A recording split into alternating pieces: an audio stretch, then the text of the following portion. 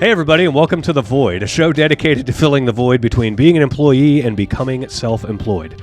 Most people refer to starting their own company as taking the leap, as if they're blindly jumping off a cliff and into the unknown. This show is here to help you understand that it doesn't have to be that way. As always, if you like what you're hearing on the show, please do us a favor and help share The Void with somebody else who might be wanting to start their own company. We saw an opportunity to help others understand that self-employment is well within your reach. And just as our businesses have grown organically and by word of mouth, we want this show to grow the same way. So if you see somebody asking questions about starting their own service-based business, please do us a favor and send them a link to the show. I'm your host, Mitch Smedley, and with me as always is David Hilton. Mitchell. David. We haven't talked about this a lot on the show. I don't know if it's on purpose or not, but you've sold your business. Mm-hmm. Have you started to really free up your time? Is the transition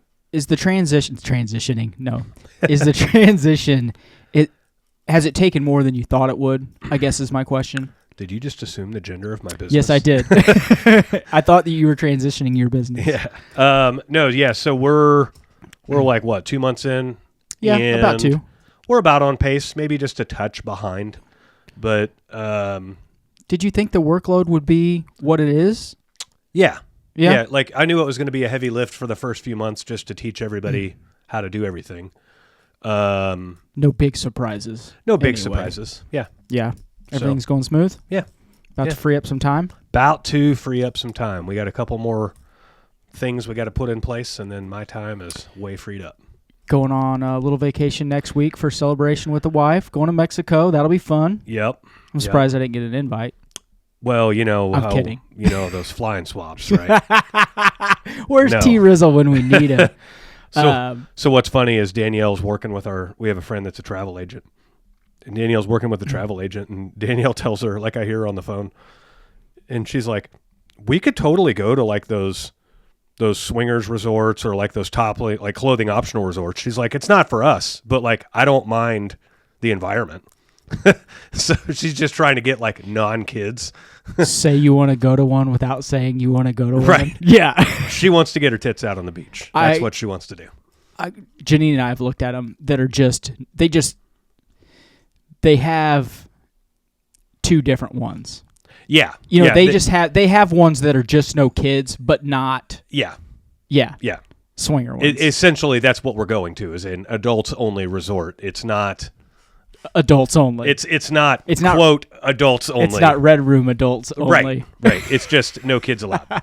You know, I told you I'd take you to a big fancy dinner when you sold, which I still will. I've been kind of putting it off because I have some interesting news too. I'm not going to talk about it here, but like just a goal that Janine and I have reached. Oh, cool. In our own. So I thought, you know, we're like this close to reaching it. Yeah. So when we get there, little joint celebration on me, dude. There you go. Fun. I don't know what we're going to do. Is 1587 worth going to? So it is. We lucked into some reservations for that last week. Was it last week? A couple weeks ago. 2 weeks ago. 2 weeks ago. And so for those that don't know, 1587 is a new restaurant in town that is put together by Patrick Mahomes and Travis Kelce. Yeah, it's either put together by them or just they have their names on it. I don't know. No one really knows what the story is. There's some different hotel chain branding around the restaurant. Maybe it's a little partnership. And so I have a feeling there's a restaurant branding. It's in the bottom floor of a hotel, but I have a feeling they're following like another high-end restaurant's format, layout, model, whatever, and then they're just applying their names and stuff like that to it. But I will say it's expensive. It's about, to do it right without like if you're going to have some pre-drinks. Yeah, if you're going to get a couple of drinks ahead of time, or wine during your meal or whatever, and you're going to get a good meal and an appetizer and a drink or two at dinner and all that stuff. You're going to spend $200 to $250 a person. Yeah, I figured it'd probably be around that. Some other friends of mine went, and they had posted on Facebook that, hey, yeah, we went. It was this, it was that, blah, blah, blah. And they were like, I don't know. And I just messaged her, and I was like, hey, because they go to 27 by us a lot. I said, should I just go to 27? And she's like, yeah. Yeah. She's like, the food is comparable. Yeah. It's very comparable, and it's cheaper, and you don't have to go downtown. Yeah. And I was like, oh, Okay. Yep. So maybe we'll go. I don't know. I'd like to go once just to see. Yeah. But I mean, it's kind of cool because you can go up to the what is the hotel above it? Lowe's Hotel. Loews. Loews Hotel. And they got a really fancy cocktail lounge that like overlooks the downtown skyline. And I say overlook. $40 martinis. That's okay. I don't. They were about $20 drinks. Like if you go to Vegas, you can get free drinks, right? If you're gambling. But then they have really nice bars, and it's the atmosphere. Yeah. It's that you're, and this is going to make both of us sound uppity as shit, but it lets you know that you're in a room with like people, and it's not just a bunch of bums hanging out drinking Miller Lite, which I like Miller Lite, but you know what I mean? So you're paying not necessarily for the drink, but the atmosphere and the feeling and the getting away from everybody else. So I don't mind. You know me, I'm real tight. But I don't mind that once in a while. Yeah. It's a nice little treat. Yeah. It's the people that think that they live at that level and go every day, and then they're like, I don't have any money. Like, that's when it becomes a problem, right?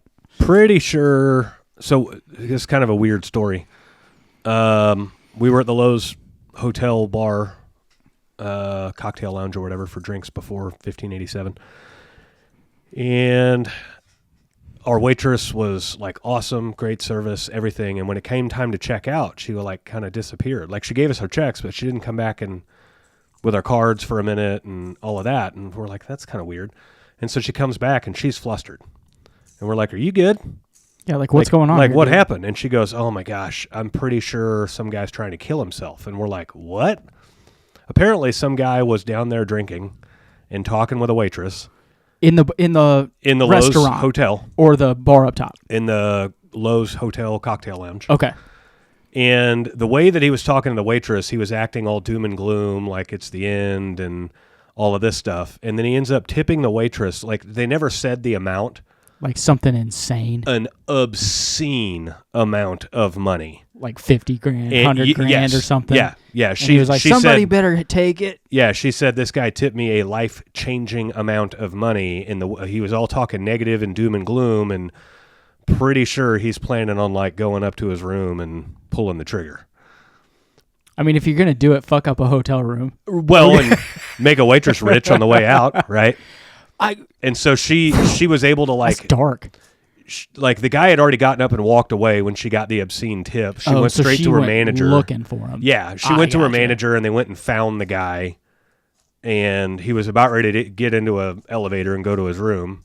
And so they brought him back into the bar thing and we're just chatting with him.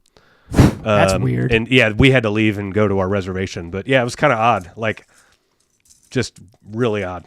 So, especially for the waitress to be like, life-changing amount of money. It's just weird. I mean, he was probably trying to just get her to follow him to his room so he could, Right. Like who knows? That's where I go with it. Like, Yeah. You never know. That's weird, man. It is weird. That's weird. Like if you're gonna off yourself, like, don't just give it to a stranger.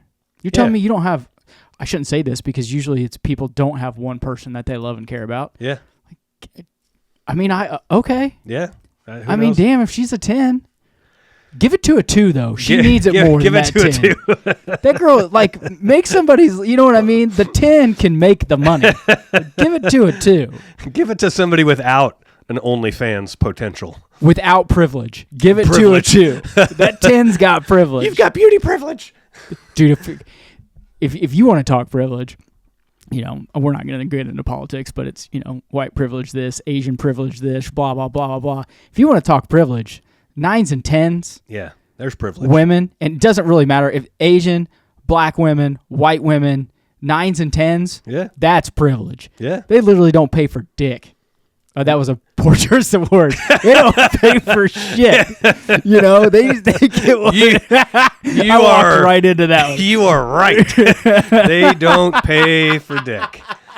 They can pretty much, I mean, if they get a good-looking dude that is successful and they literally take care of them, they don't have to do anything.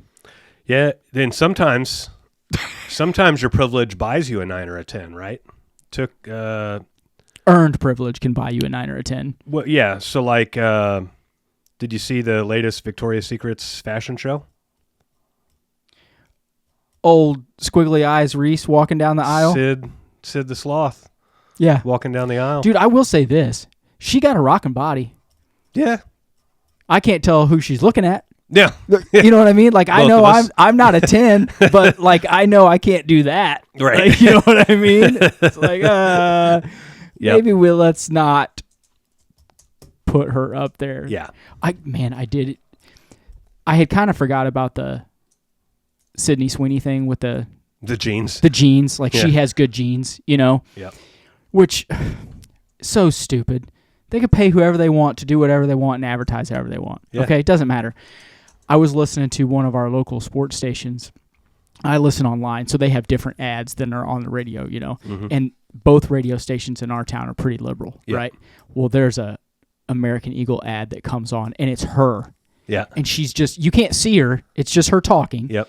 And she's just talking all sexy Yeah. about the jeans and this and that. And then at the end, she literally says, Sydney Sweeney's got good jeans. Yep. And it just cuts out. And I was like, dude, how hard are you going to troll motherfuckers? Yeah. Like, that is fantastic. Yep. It's like, ooh, double down, man. Yep. I mean, if you're going to do it. Yeah. I mean, can you imagine how much they're getting out of that one fucking ad? Yeah. A lot. And Smart marketing, baby. well, and an audience that's never bought American Eagle jeans that probably can't fit into American Eagle jeans is protesting American Eagle jeans. Yeah, it's so done. Oh, you lost nobody. To be honest, I had forgot like when we were kids, we went to the mall constantly. Yep. Abercrombie and Fitch. Abercrombie and Fitch, and American Eagle. We're almost like 3 stores apart from each other. Mhm. And what did everyone wear? A&F Yep. or American Eagle? Yep. And then they had kind of, like, I had forgot they even existed. And now all of a sudden their stock, like, I don't know what it did, like quadruple or some Yeah. shit overnight. Like, okay, that's how you get back in the market. Yeah. Like, damn. Yeah. Somebody was using their fucking brain on that one. Yep. Pretty wild. Pretty impressive. Yep. I wish I had that kind of. I'm very creative, but not in that aspect. Yeah. You know what I mean? Well, yeah, some of it is just the overall branding that leads up to it. Like, there are some tiny companies that have banger commercials out there. It's not set up for that commercial to be funny. Like, remember the Budweiser frogs? Genius. But if a small company did that, they'd be like, that's a weird commercial. Yeah, I wouldn't get as much length. Right. Yeah. Right. So, Do you still think that the Cracker Barrel thing was done on purpose? I don't know. I mean, You were the first one to say that to me, and it I sure went away really quick. And I mean, they got miles of publicity for nothing. Well, and how many people just went into like, I'm going to eat there before they change it, and they ruin it? Yeah. Like, Yeah. if that was on purpose, that's like 3D chess. Yeah. Maybe 4D chess. Yeah. I don't know. Yeah. Did that Pretty lady wild. get fired? I don't think so. I never followed up. Yeah. I don't If think she so. didn't get fired, it was on purpose. Yeah. Do you think all the so during the tense political climate and people are making a bunch of obscene posts online and they're being caught on video making obscene gestures or chants at some of these protests, and then you hear that they've been terminated? Like, I have a hard time believing it. So, like, there was one at the at the No Kings protest over the weekend. There was a lady who was mocking Charlie Kirk getting shot in the neck. The fat Mexican gal? Yeah. And she's gesturing with a finger gun to her neck and all this stuff. Sunday. So the No Kings protest was Saturday. Yeah. Sunday. Stories were breaking that she's already been fired. She's a teacher. She hadn't even gone to work. Like, Yeah, no one's... this ain't Friday. We're like, how do you get fired on your day off? Like, you know what I mean? I mean, I don't know. I don't know how much of that shit is. I will say a lot of the... Like, I'll scroll Instagram, just watching videos and stuff. Half of that shit's made up. Yeah. Like, I can tell the ones that it's a plane that's not really a plane. Yeah. And they're, like, setting up scenarios. Yeah. It's like, what are you doing? Right. You know? Yeah. I mean, I like the original content that is, like, just you catch it. Like, that's good stuff. But all this fucking staged shit, now it's half of the internet. It's like, what the... Come on. Yeah, a lot of content creators are just doing staged shit.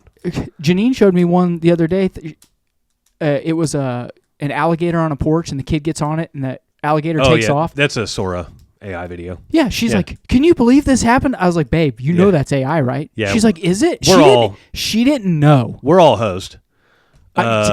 It's not good. I've seen the one of the cat getting caught in the tornado off the front porch. Yeah. And like, or the alligator eating the cat off the front porch. Yeah. Like, come on. Or like anytime you see animals jumping on trampolines, chances are it's an AI video. And right now, because it's Halloween, you're seeing a lot of like AI've created videos of like a possum getting into the bowl of candy on the front porch. Yeah. And then the little animatronic thing moves and it scares the possum.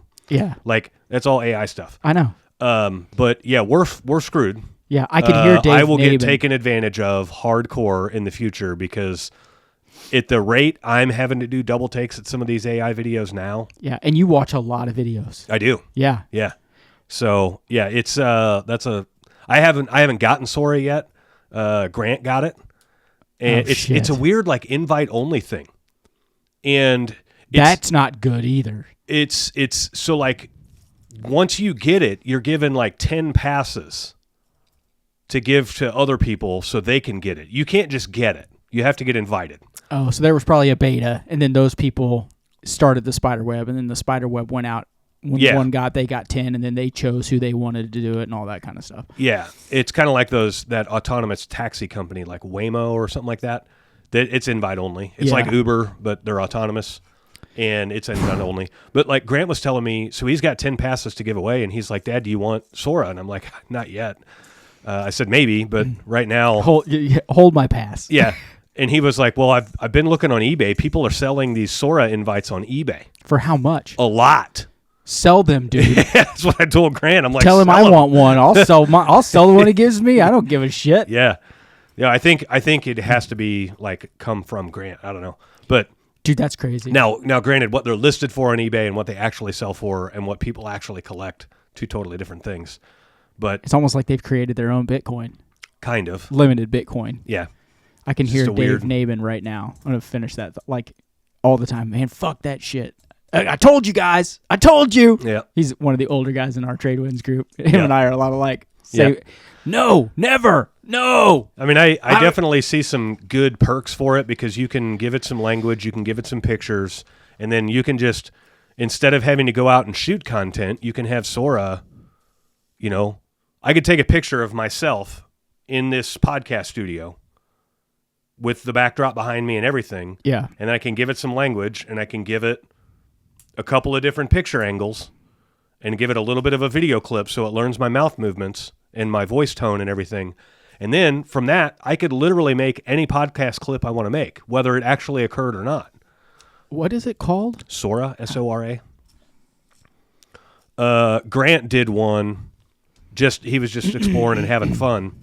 The local high school football team is dominating this year. Blue Springs South is 7-0.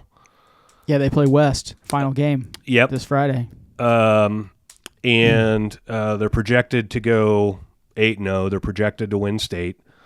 3 games this year. They killed the game in the third quarter because the blowout was so bad. Yeah. Their offensive line just runs fools over. Yes. Yeah. Like the holes are humongous. Yeah. And so Grant, we were all at the football game 2 weekends ago because Grant was there. And so Grant was playing around with Sora, and he made a video that was Jake Paul standing on the field at Blue Springs South High School, like hyping everybody up for the game. Dude, at what point can Jake Paul come and be like, "You owe me money"? Right.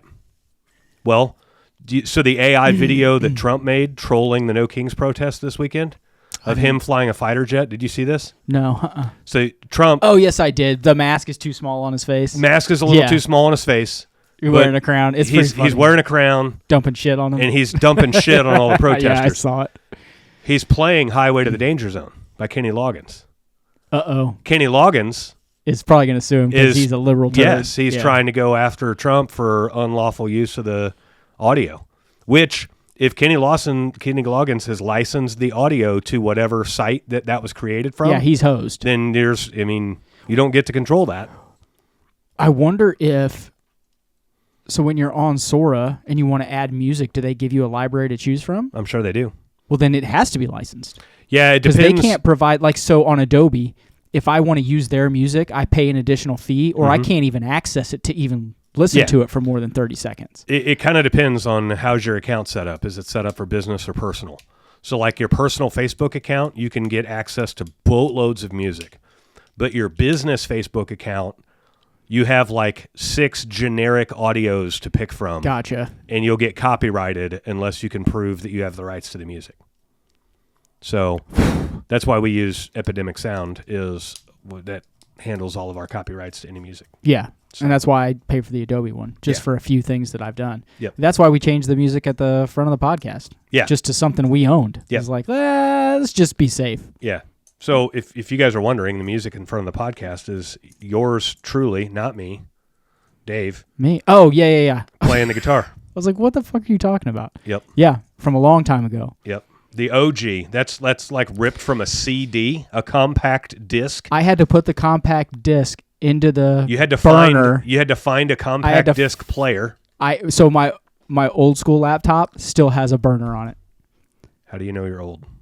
You have a CD burner. You have a CD-ROM burner in your laptop. Yep.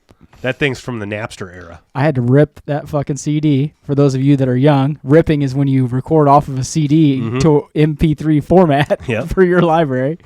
And then, Yep. Back in the Napster days. Dude, I think it's really hit me. They say like you age a lot at like between 41 and 44, and then the next one's like 61 to 64 or something. The last 2 years, I have felt extremely old. And it's not necessarily like me. Like, I still look fairly young for my age, but like all the stuff that's going on, right? I just feel old. Oh, yeah. Like, where's my Afghan and my recliner? Get off my lawn! Yeah, it's like, I just feel so fucking old. That's funny. Oh.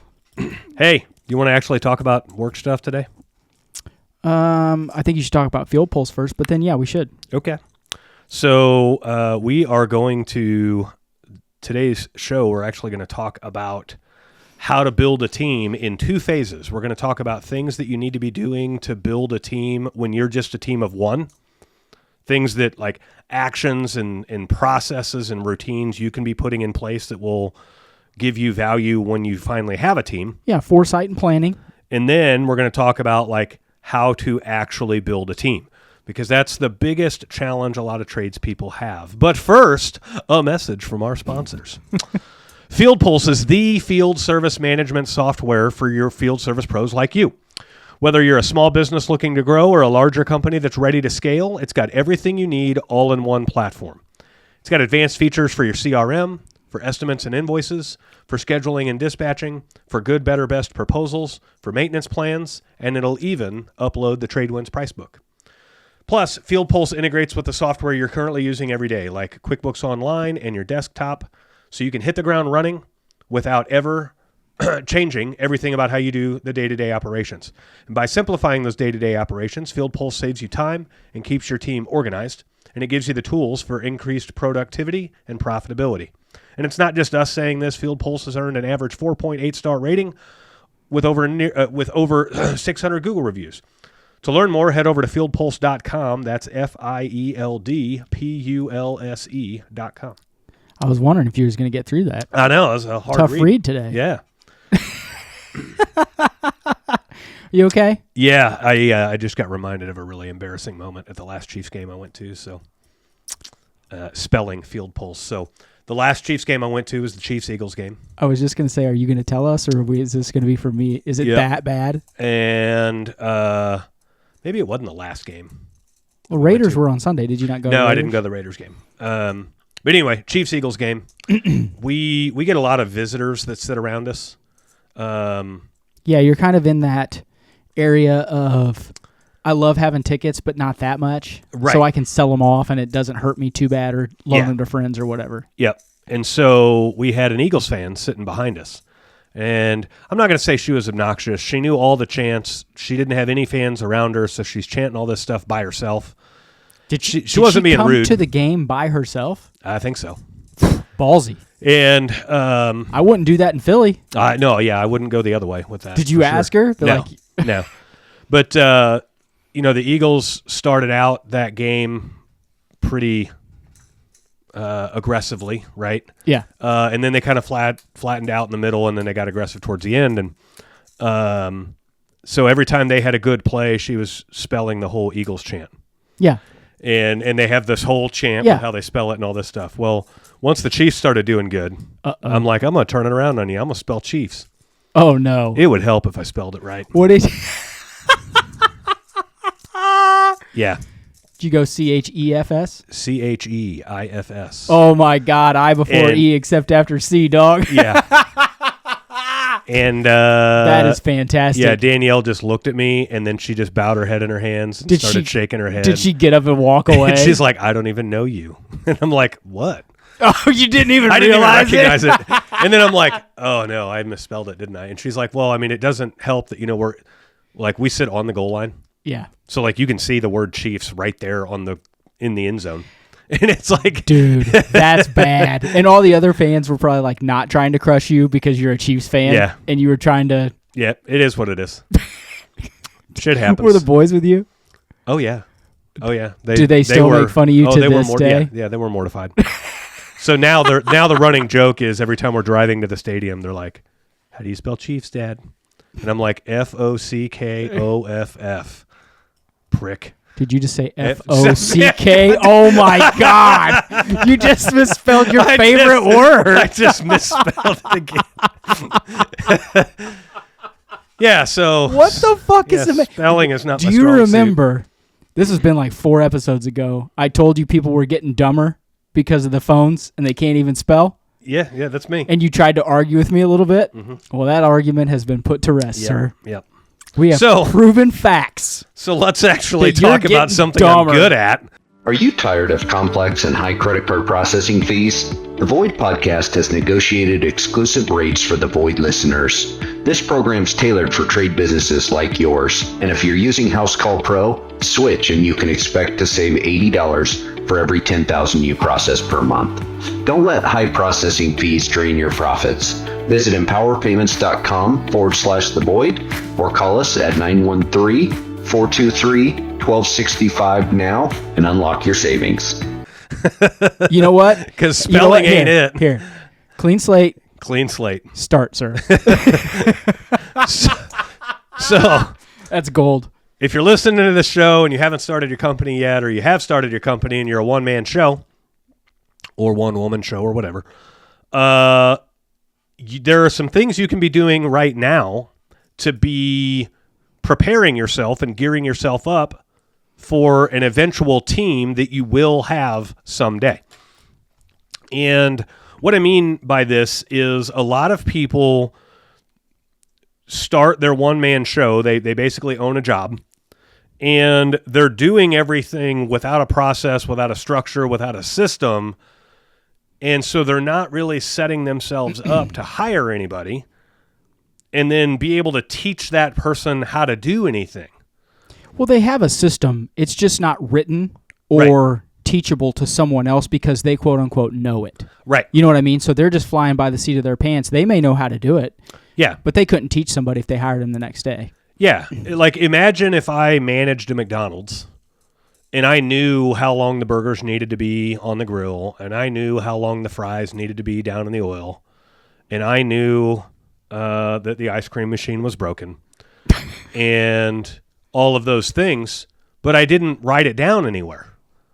That would make hiring a horrendous task. Yeah. Because now I've got to spend all my time telling you how to do everything and expecting you to remember it. We can only remember so much. Yeah, and the worst leaders that we see in trade winds are the ones that say, well, he should be able to figure that out. Right. And then, you know what I mean? Now that even complicates the process more because you're not even telling them. You're just assuming they can figure it out and be as good as you are. Right. Which is, that's not going to happen. That's not going to happen. That's just a trap. Yeah. And then they wonder why they go through so many employees or quote unquote can't find good help. Right. It's like, dude. Yeah. You're setting them up for failure out of the gate. Yeah. And so if you have a process for how you do things, for instance, If you call the customer when you're heading to their house, write it down. Do it, document it. Yeah. So the 3 Ds of delegation are do it, document it, delegate it, right? So you're going to do it the way that you know it works. And if you decide that you want that to be like an anchor in your business, everybody does this way, well, then you document it.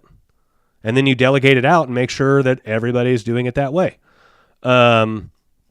Lead, manage, and hold accountable is another great phrase that ties in here. Yeah. You're going to lead by example.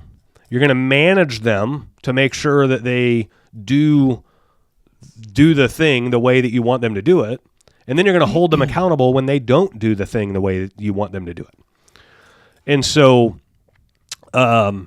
if you call the customer when you're headed to a call, then document that. And so that way, the next guy you hire is now also calling customers when you head to the call. And if you present 3 options with every repair, then document that. Make that part of your customer experience. And so that way, all of your guys are presenting 3 options. Because what happens if you don't do that? And we just talked about 2 tiny little things, right? But very important things. Those are very important things. But especially when it comes to customer experience. Yeah, those are 2 tiny little things. Imagine how, like, the experience you deliver to a customer is a one-man show.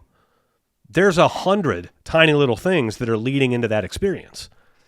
Well, if you don't document those, then you can't delegate them. And if you can't do that, then everybody you hire is going to underperform, is going to underdeliver to your expectations because you're expecting the guy to just automatically know. We call the customer on the way. We have, we say these certain things on that phone call and, all of that stuff. And so, go back to that McDonald's analogy. Those people at the drive-thru would be clueless if they didn't have some SOPs to work from. They'd be clueless if they didn't have a way that they were taught how to do it.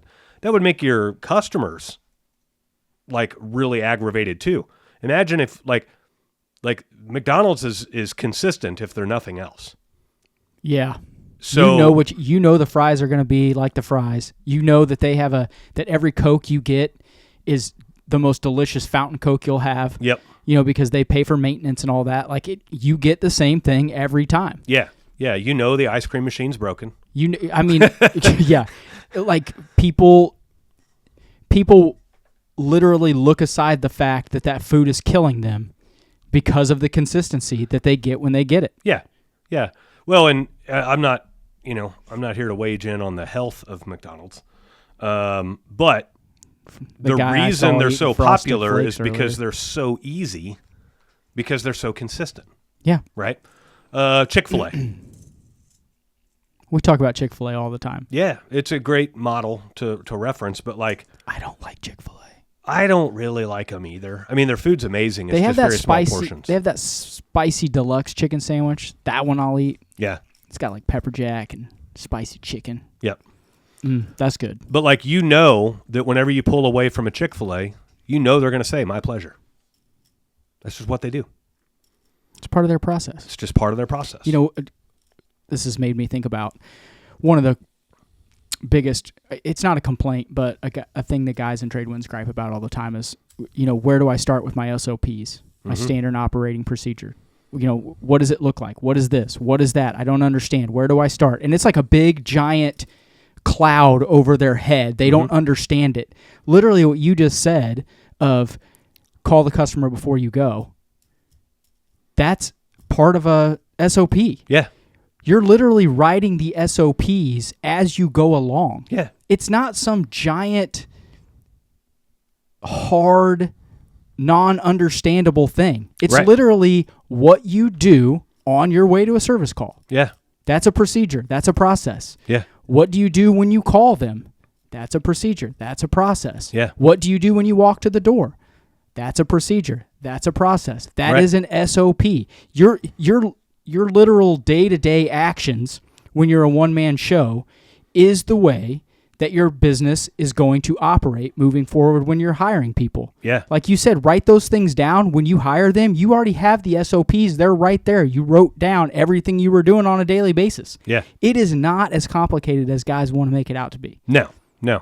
And like in my business, I don't have a single SOP that covers plumbing.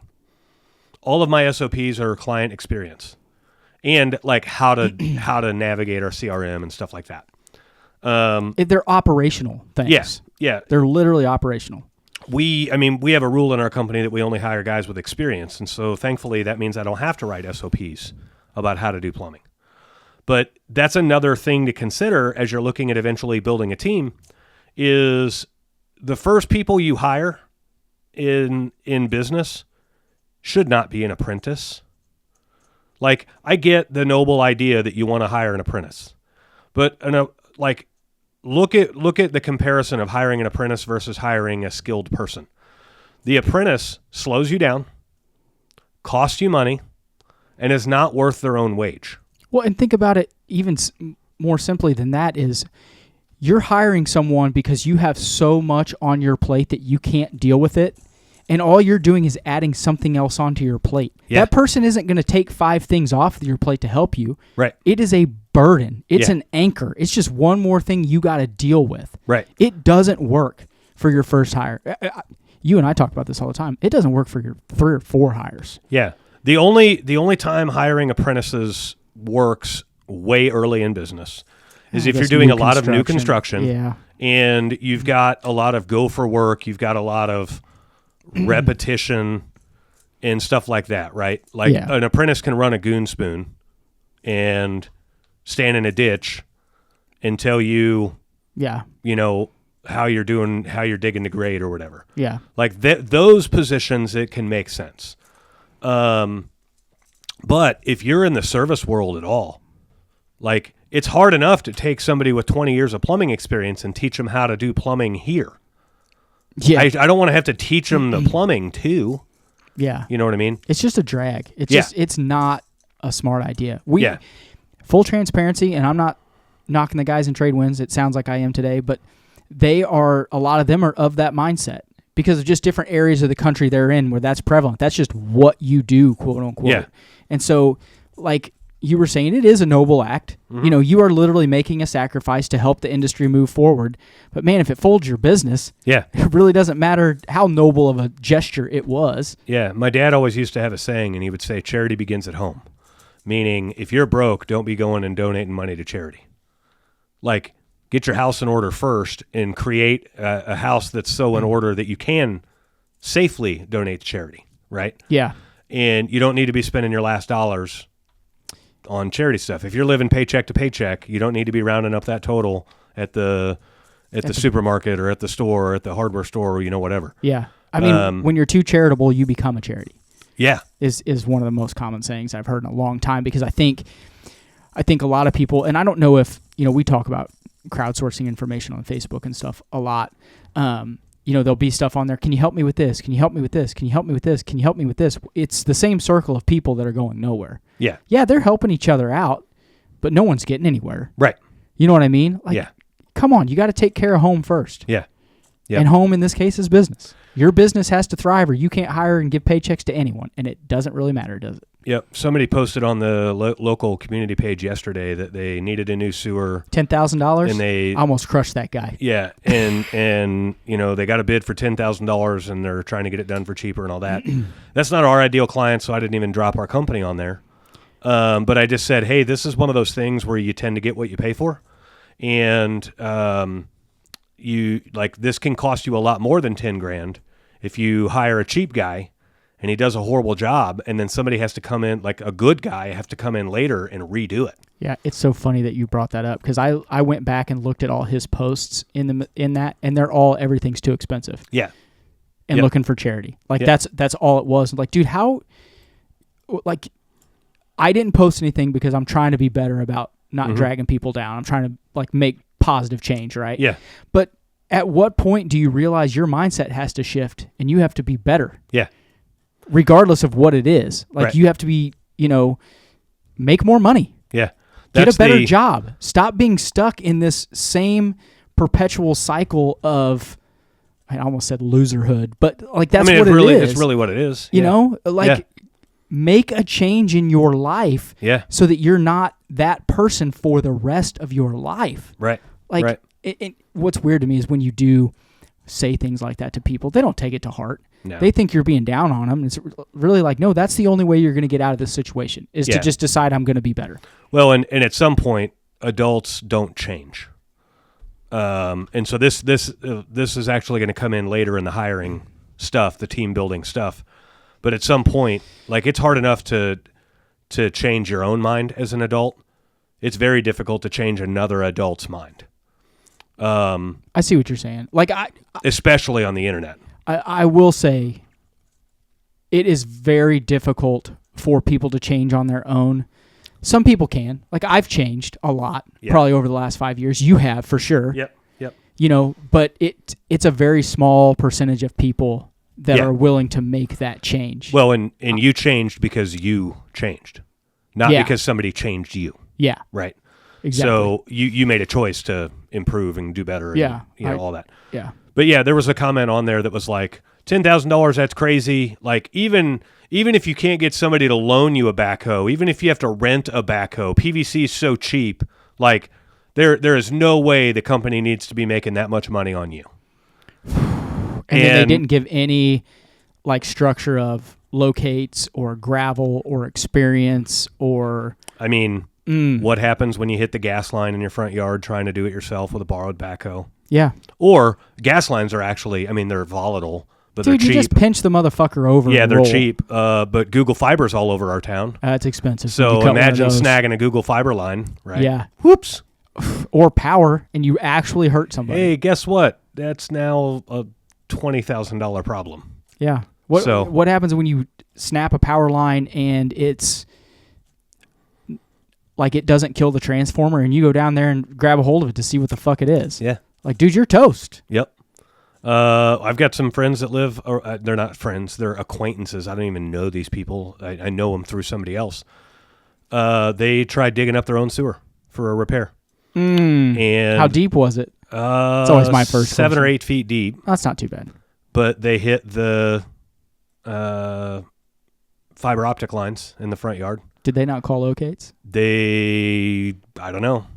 But I do know that there was a fiber optic repair truck in their front yard for like a week. And then a $15,000 bill? Yeah, whatever they thought they were saving, I guarantee they spent more than that. Yeah. So, but essentially, as you are a one-man show going around, like you can be preparing yourself for team stuff later just by documenting what you do that results in success in your business. Every business is different. We have some things in our business that we anchor our customer experience around.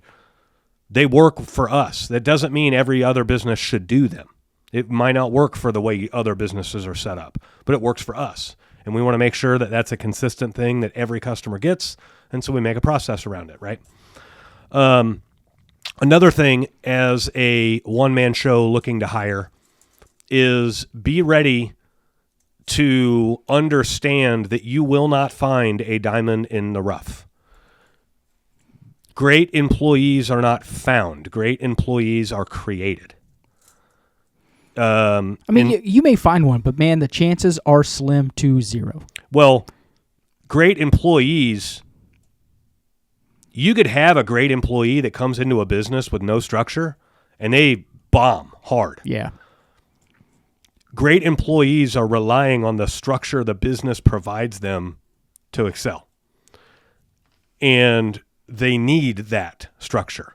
And so what I'm getting at is wrap your head around the idea that you're creating these processes, you're doing it, you're documenting it, and you're going to delegate it to this person. And now you're enforcing a process. You've hired a guy that you already think is great, and now you're just holding him accountable to the processes you've created, and he'll continue to be great. But the last thing you want to do, you don't want to hire people to rescue your business. You don't want to hire people like when you don't really have a plan for what you should do. You don't want to hire people that you think are going to have the plan. Yeah. Because that never works, and it forces you to bend at the knee to your employees. And if they wanted to do that or be part of that, they'd be on their own. Right. Like that's not what they're signing up for. Right. I'd like to go back even a little bit further, not just for a one-man show. If you're still working somewhere, Don't just work there. We've talked about this on some of the beginning episodes. Take in everything you can about how they run their office side. Yep. You know, what do the CSRs do? How does the CRM work? Yeah. How do they build their pricing structure? How do they onboard employees and fire employees? Yeah. What about that do you hate? You're an employee right now. You're in the best seat as far as how an employee is going to feel. Yeah. Best position to learn. Yeah. You'll never be in that position again. Yeah. So what do you like? What do you don't like? Don't think, I said this on a call the other night, don't think that you're going to remember that, because you're not. Write it down. Yeah. What did I like about this process at work? What did I not like? What will I never do in my business? Right. What will I always do that I learned from John, Joe, Bob, my boss over here? Right. Like, you can even start setting that stuff up before you're a one-man show. Hell, you may hit the ground running as a one-man show and have all of that stuff in place. Yeah. And while you're a one-man show, be able to tweak it. Yeah. Without having to do a whole bunch of extra work. Yeah.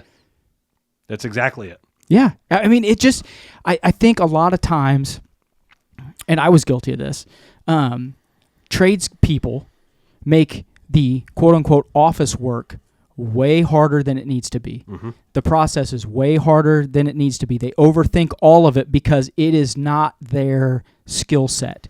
It's not what they've been doing for 15 years.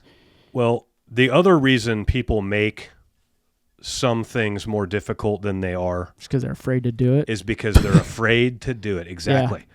They're scared to death they're going to fuck something up. They're afraid to fail, and so they just decide to stop at the figuring it out phase. Yeah.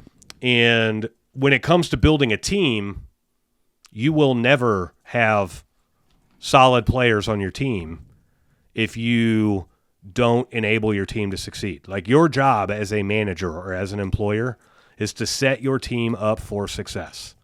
Yeah. Your job is not to continue to look for ways to point out that you know more than your team.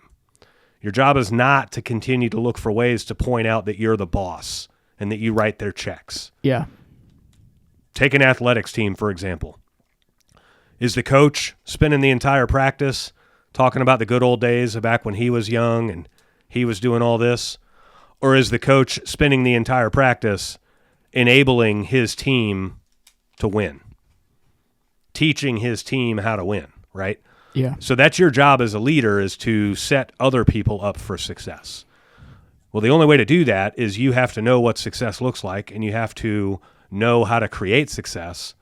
And then you have to break all that down into small steps and then teach your team exactly how you want them to do it. Yeah. And I'm not talking about how to install a water heater. I'm talking about how to talk to a customer, how to build a relationship, how to turn one customer into 3, how to get a 5-star Google review. Yeah. All of those things, how to build value in a call. And so the last thing to think about as a one-man show getting ready to hire is you will not have a perfect employee. And the best employee you're ever going to get is going to do things at best, they're going to do things at 80% to what you do them. And so you have to build your business and build your pricing around a B average being like acceptable. All right, guys, this show's running long. This is a really good topic to talk about, so we're actually going to split this one into 2 shows. So tune in next week for the half of this show that talks about like when you're actually hiring instead of being ready to hire.